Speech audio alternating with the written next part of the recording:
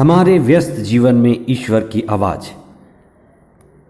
कई लोगों को लगता है कि अगर ज़िंदगी में अच्छी नौकरी मिल जाती तो सब चीज़ अच्छा हो जाता।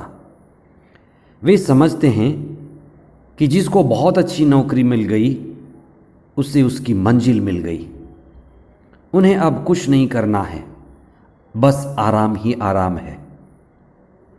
शायद इसीलिए सरकारी नौकरी की भी इतनी ज़्यादा ज़रूरी समझी जाती है।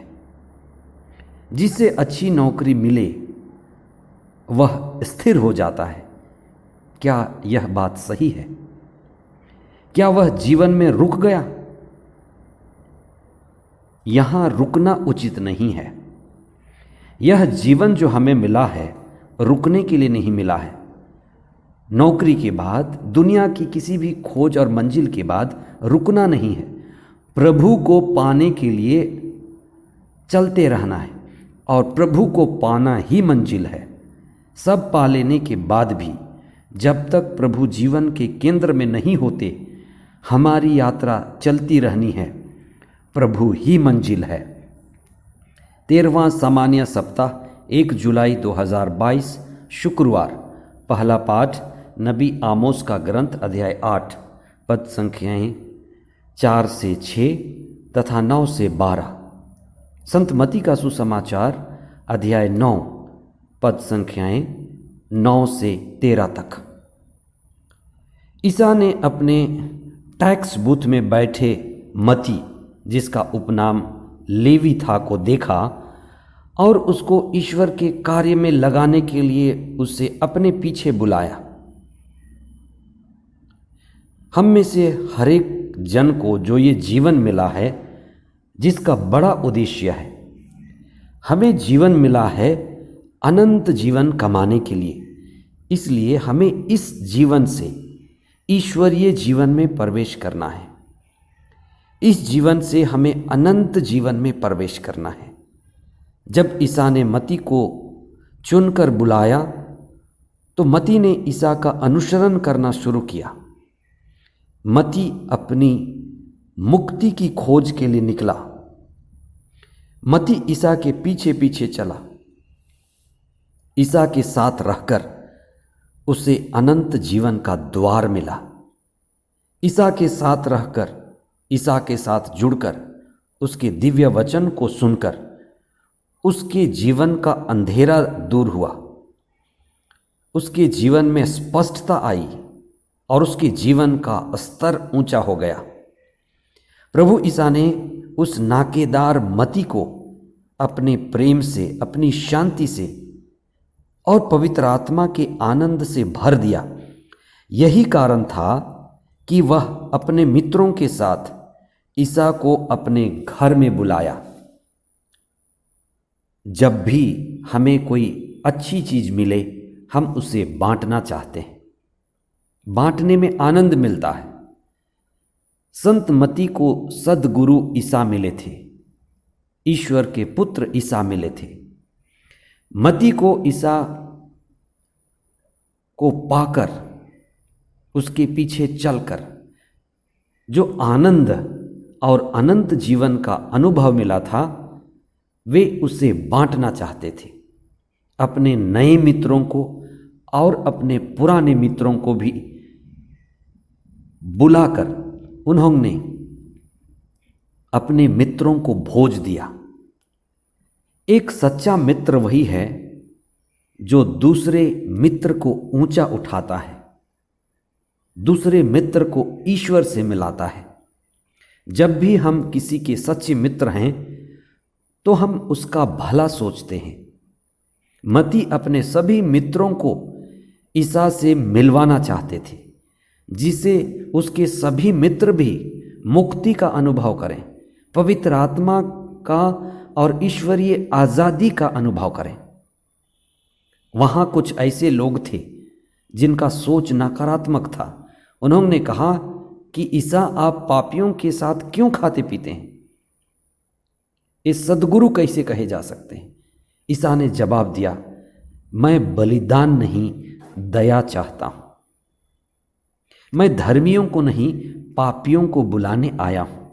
ईसा मुक्तिदाता थे, मुक्ति देने वाले, और मुक्ति उन्हीं को जरूरत है जो पापी हैं।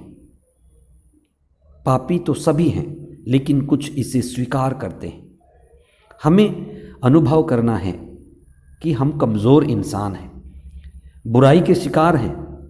हमारे लिए मुक्ति सबसे जरूरी है। हमारे लिए सबसे प्राथमिकता हमारी मुक्ति ही है। जो संत मती ने कदम उठाया, मुक्ति ही मेरी प्राथमिकता बने, यही मेरी आध्यात्मिकता है।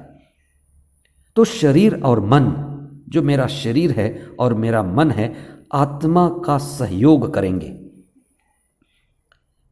हमें यह जीवन मिला है जिससे हम ईश्वर के अनंत जीवन की खोज करें और उसमें प्रवेश करें।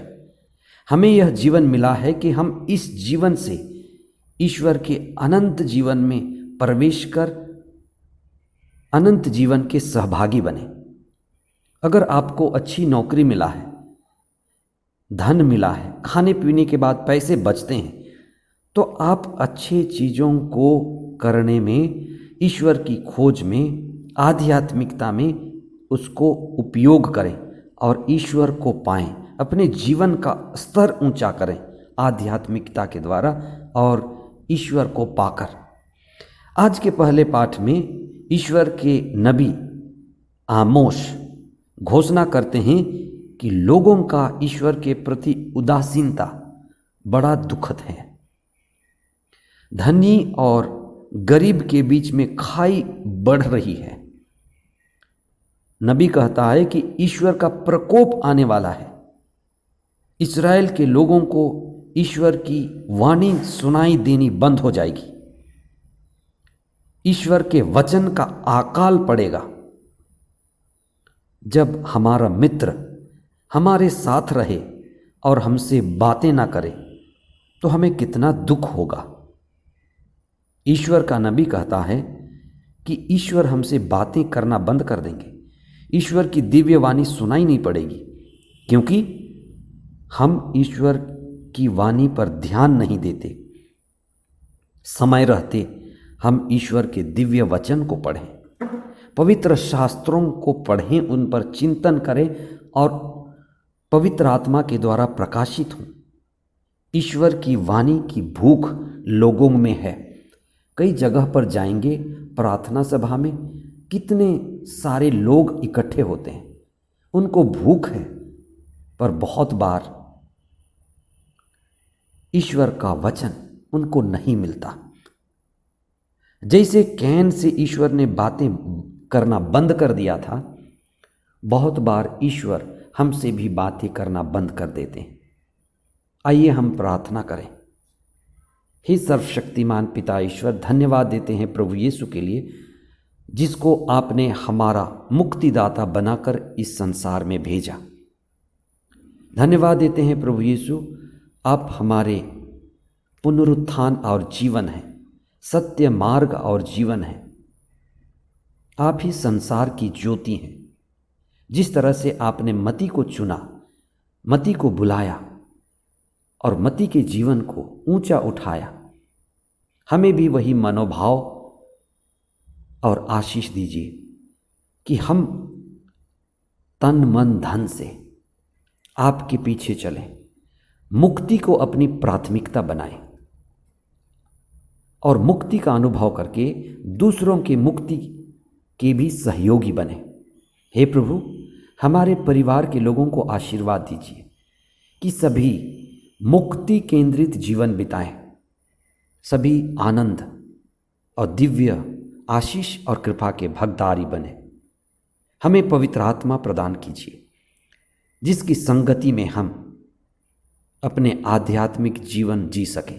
ये प्रार्थना हम करते हैं हमारे प्रभु ख्रीस्त के द्वारा। आमीन।